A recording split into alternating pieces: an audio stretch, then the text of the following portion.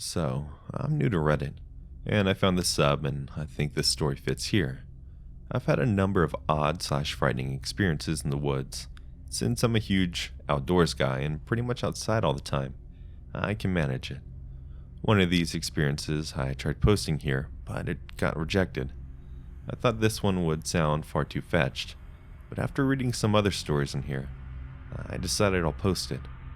So this happened when I was much younger. I want to say freshman in high school, probably like 2008. There used to be this road near where I lived in California called Cloaked Road. It was barely a road.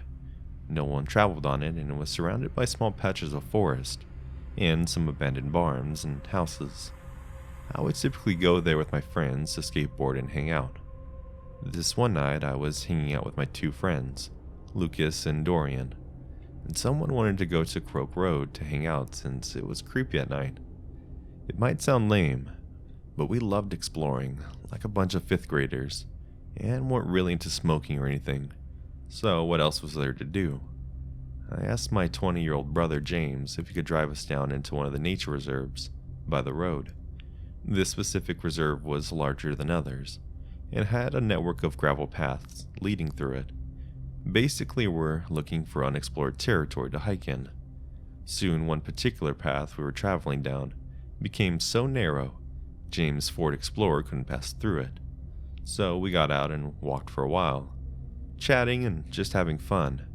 We walked through the woods for about half an hour until it got relatively dark out and the sun was gone, at which point we turned around to head back to the car. It's now that I should mention that despite being near a lot of subdevelopments, this patch of forest was huge. I'd say about 1,000 acres, and rarely visited since it was easy to get lost in, especially at night. It was a challenge getting the car turned around, but James managed it, and we're off down the road. Dorian proposed we turn down a different path we had passed earlier, since we had about another 40 minutes until our parents wanted us back, and we agreed. Down this path was a tiny pond Dorian wanted to check out, to take pictures of since he hadn't gotten the opportunity to visit at night. It was slow going since the road was even crappier than the main one we were traveling on that turned off the Cloaked Road. Minutes later, we got into a slight argument. Dorian was convinced James had taken the wrong turn, since we should have arrived at the pond by now, while James claimed that he had been driving straight the whole time. It was dark after all. Eventually we came to a fork in the road that none of us were familiar with. None of us knew which way to go, so we ended up guessing and going left, hoping that both directions would ultimately lead back to the main path. None of us were scared or anything. In fact, we were actually excited and intrigued, driving through seemingly the middle of nowhere at night. It was at this point we rounded a small bend in the road, and the headlights fell upon a surreal sight. There was 4 figures emerging from the forest and crossing the road, wearing what looked like to be long cloaks with the hoods up and holding flashlights. One guy at the back of the group was dragging a large duffel bag, a human-sized duffel bag. We all froze and stopped mid-conversation, and as soon as our high beams landed on 4 figures, they froze as well. James pulled up to the left and went around them. Driving past them felt like an eternity, because we couldn't have been going over 5 miles per hour, due to the shitty conditions of the road.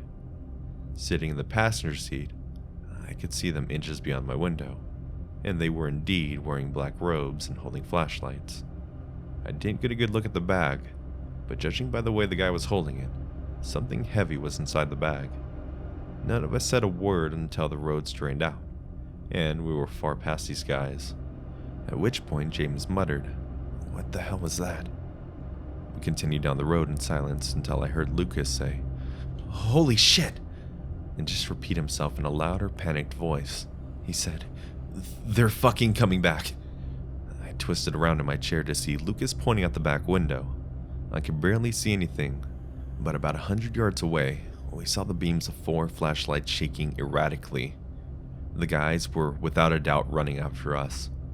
All of us screamed at James to floor it, and he sped down the road.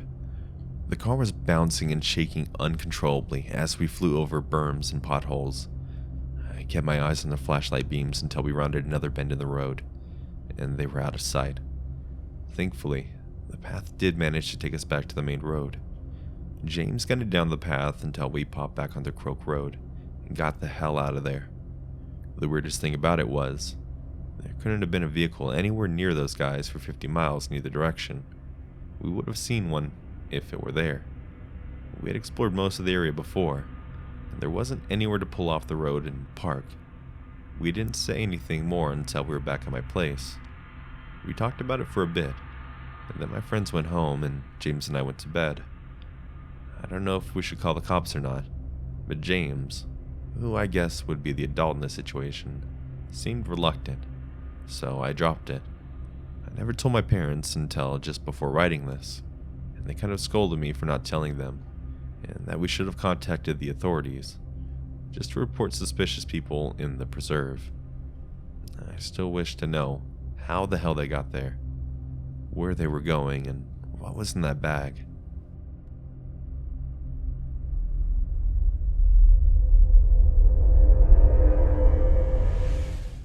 When I was 5, I went to the store one night with my mom and brother. We went to the back of the store because that's where they kept the milk. While we were there, I wandered off a bit to the bin of bouncy balls. As I was standing there, I saw an old man in a wheelchair approach me. He kindly asked me where my parents were from, so I told him Mexico, which he then proceeded to smile and say, "Wow, you're a beautiful exotic looking girl, and I know a lot of men would enjoy you," as he grabbed my head and kissed my forehead. It creeped me out, so I decided to start walking back to my mom, but before I took my first step, the man yanked my arm and started pulling me with him. Not sure if he had a car engine in his car because we were zooming. My feet dragged a couple times. We managed to get through one aisle before I grabbed onto the handle of one of the refrigerators, where they kept the yogurt. He kept pulling me, trying to get me to let go. I'm still not sure how I got a natural kid strength that night, that my hand wouldn't budge. That's when I noticed a guy at the end of the aisle, dressed in all black, standing there, whisper yelling at the old man to hurry up, then start walking towards us. Before he could even get a few steps in, my brother came out of nowhere and ran towards me, which is when the guy sped walked away, as well as the old man, who let go of me and drove off. My mom came in not long after, and she tried chasing the old dude along with a couple employees. Sadly, not sure how he got away, but he did. This is my only experience of this sort, but it's the only one that stuck with me, the most for whatever reason. I still question myself if that was the man's felt attempt to groom me, or he had thought because I was a kid, his creepy comments wouldn't alert any red flags in my head. All in all, I'm grateful for my brother. Even if he was a kid too, showed up at the right moment. Who knows where I'd be, or if I'd even be alive. It makes me sad to think of other innocent souls in the world who weren't as lucky.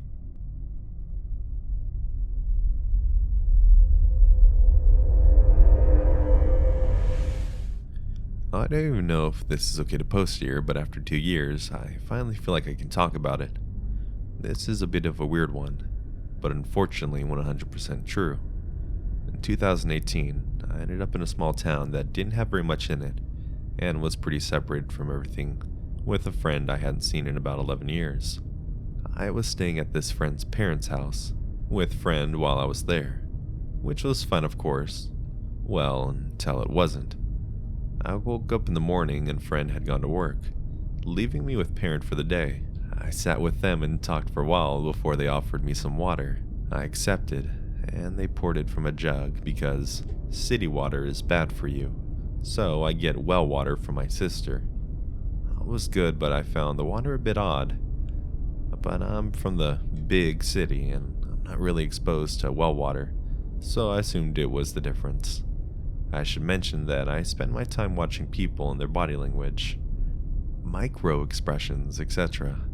in conversation because I find it interesting, and over time I've noticed a bit of a shift. Parents started saying things like, "The world is a cruel place for beautiful people like you, but we won't ever be," and talking about how they'll always be there for me, how they'll keep me safe, and how they hope I spend a lot of time there, even though I live 8 hours away. I also realized that these statements were lining up with when I was taking sips of water. I told myself I was being paranoid, and Parent was insisting I drink the water while talking, because they were being a parent, fretting over health and stuff. That's why they wanted me to drink the water from the well, you know.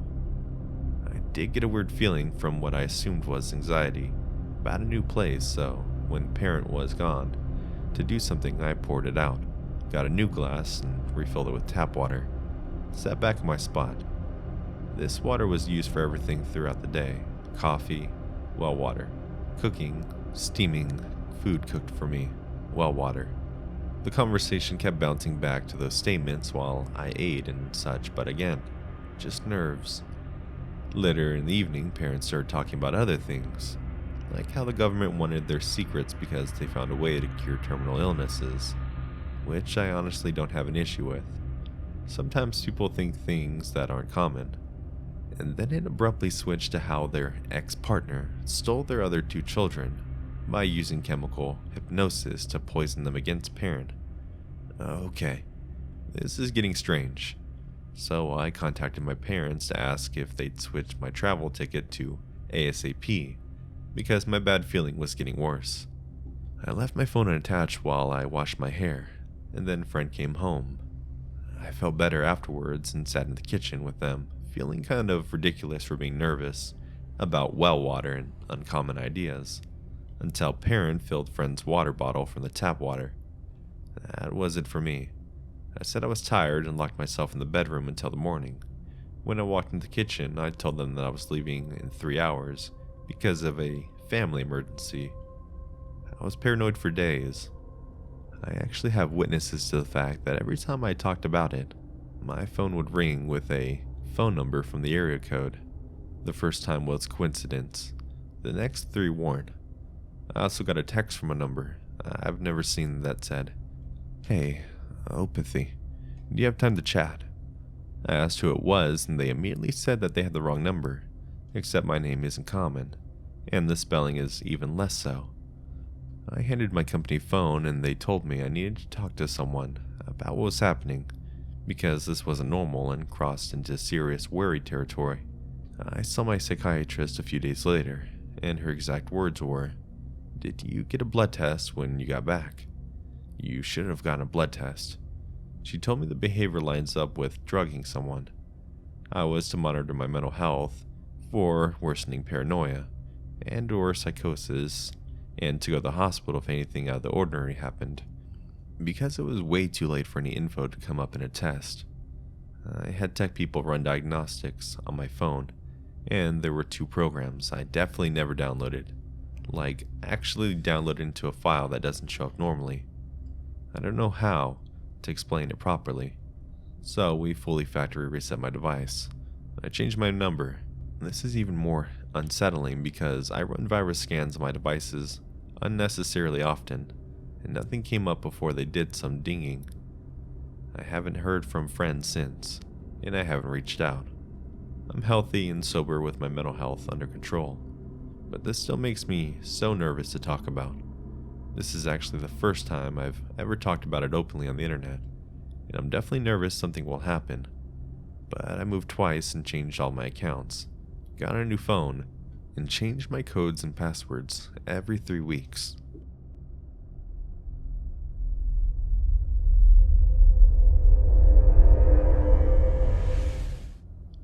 This happened a few years ago when I was bartending in college.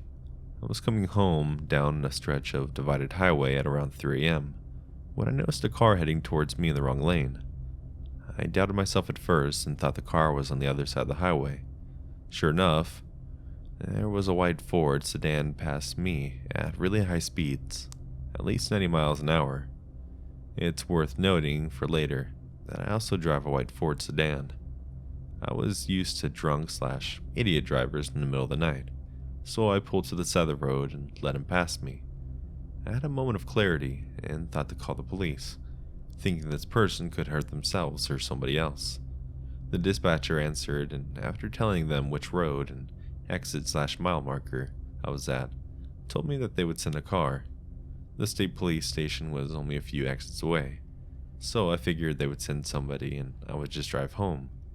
As I headed back onto the highway, I noticed some lights a few miles behind me. I live in a more rural part of southern eastern Pennsylvania, and traffic at 3 a.m. tends to be truckers and cops.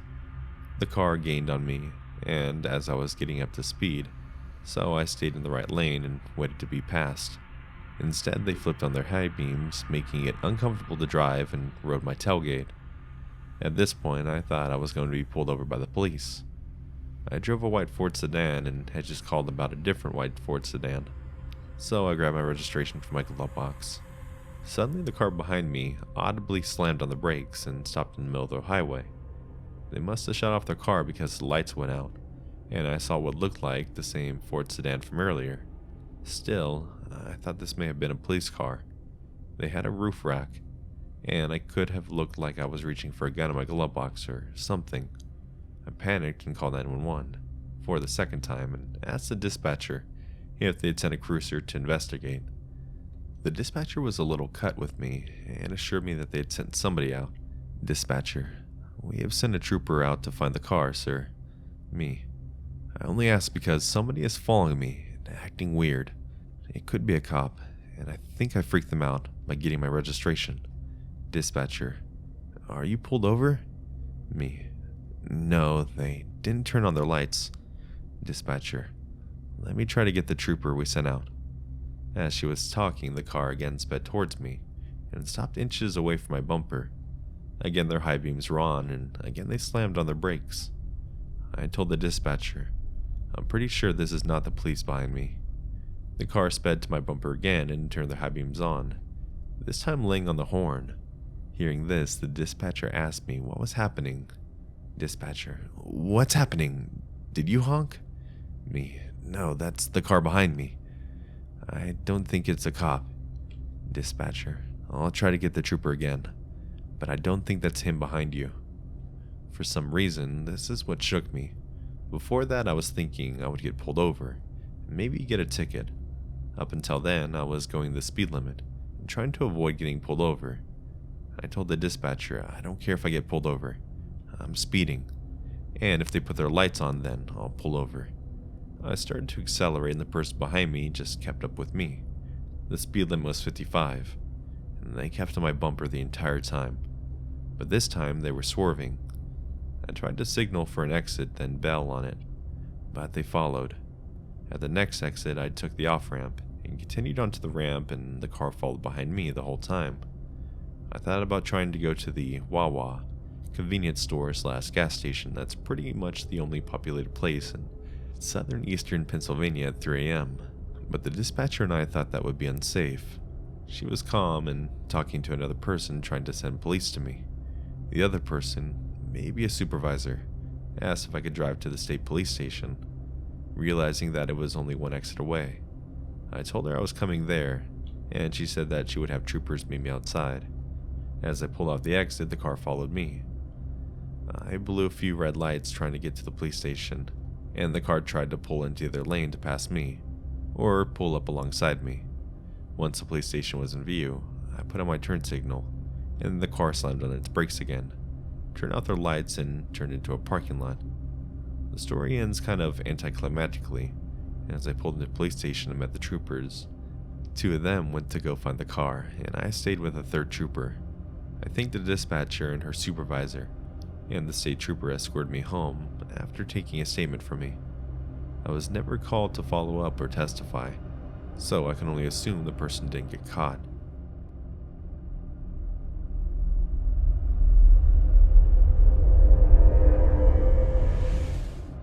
So this happened to me 2 years ago when I was 18. I need to set up the scenery of my house, so the location of my house, so it makes sense. I live in an upper middle class neighborhood that resides in the middle of a golf course. The course wraps around and intertwines with the neighborhood. We have no access to the main roadway. Furthermore, our house is a 2-story one on about 1 acre. On the first floor is a kitchen, bedroom, office, and living room. with a couple of bathrooms. The second floor is just a couple of bedrooms along with bathrooms and a room that we use for social gatherings. Along the back of the house, we also have a deck with metal and wicker furniture. Now that the setting is out of the way, it was on a rare Saturday that I'd gotten off of work, and I wanted the day to relax, not go anywhere or do anything. My parents knew I never really got days off, let alone a weekend off, so they were okay with letting me stay home alone when they went out of town for the day. They decided that that day they were going out of town to a shop at a nearby mall and wouldn't be home until late. Honestly, I don't remember where my brother was. Well, anyways, it was a pretty normal day by myself. A lot of nothingness was accomplished until it got dark.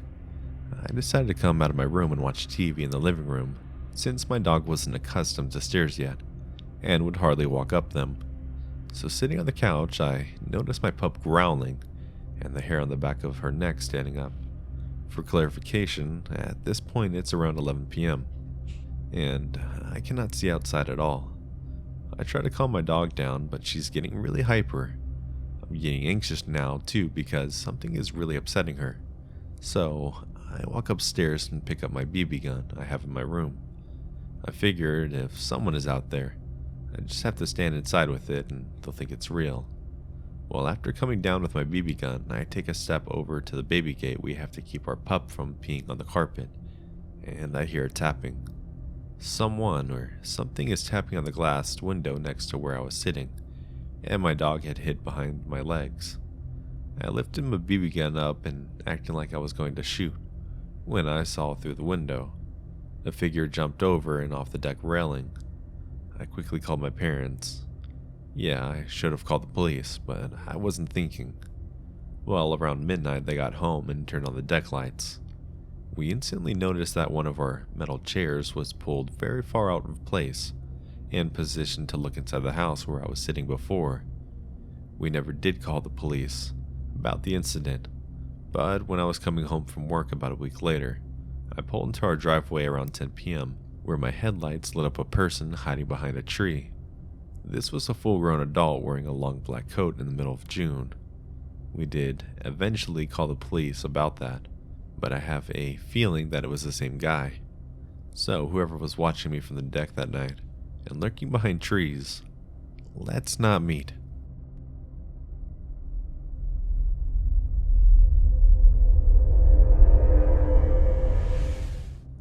So, this story is kind of old. I was about 12 years old, female, when this event took place. I'm now 17. I like to preface by saying I don't really know where I stand with the paranormal, but I have no reasonable explanation for what happened that night. I don't tend to tell people this story as it seems incredibly fake, that most don't take me serious, but I dispute the skepticism. This is a 100% true story. When I was younger, my family and I used to vacation in a lake house in northern Idaho. The lake was very beautiful, and I spent most days swimming and playing with the neighbor kids. The house was old and weathered, but not uncomfortable. I was thrilled to have my own room there, and relished the quiet nights. I got as my sister/roommate normally snored profusely. Everything was fine until one night. About a week into our vacation, I was sleeping very deeply, when all of a sudden I woke with the most gut-wrenching feeling of danger. I had this sudden knowledge that someone or something was in my room. Although I was awake, I had not moved an inch, and my eyes had remained closed with the covers still put over my head.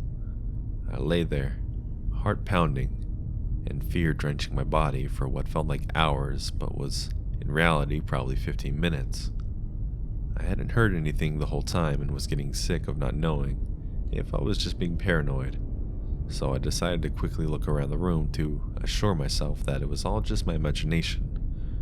I pulled the covers down and looked in the corner of the room, and I felt the presence. Nothing could have prepared me for what I saw next. Standing ceiling height in the corner of my room was a huge black figure. It wore a hood that covered its face and body, and draped onto the floor. Its arms were at its sides, and it seemed almost made of vapor, like a wispy shadow person. But the most disturbing part were the horns, thin, gray, and twisted upwards. They were terrifying. I knew it wasn't human. It stared at it for a few seconds and it stared back. And then, just as suddenly as it came, it disappeared into nothing. I sat staring at the space and now empty corner, eyes wide on the verge of tears. I couldn't muster the courage to get out of the bed and run to my parents' room. I couldn't even convince myself to yell for them. All I could do was wrap the covers back over my head and pray. Eventually, I must have fallen asleep because I woke to the dawn light breaking through my windows. With the light now illuminating my room, I was able to walk to my parents and explain the night's events. From then on, I never slept in that room alone. Since that day, I have tried everything to rationalize the situation. I know there wasn't a real person there because a real person can't just disappear. I thought sleep paralysis, but I've been awake and mobile for almost 20 minutes before I saw it. Also, I'd never had sleep paralysis before or since. I know it wasn't a dream because I wasn't dreaming when I woke the first time and pulled the phone off the charger and into my bed since I was so afraid. So what really happened that night?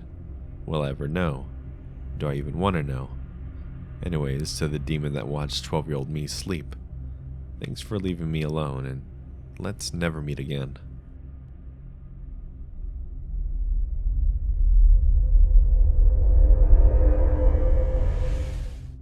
Hey friends, thanks for watching the video.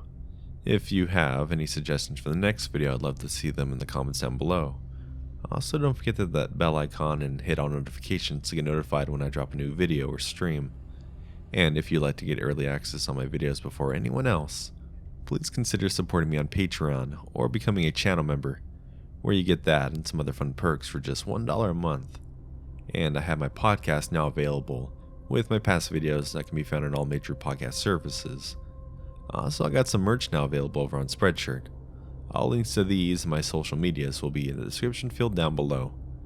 And remember, if you get the hiccups, do 2 backflips, twerk, eat some sugar, drink some water, while doing a handstand, and eventually they'll go away.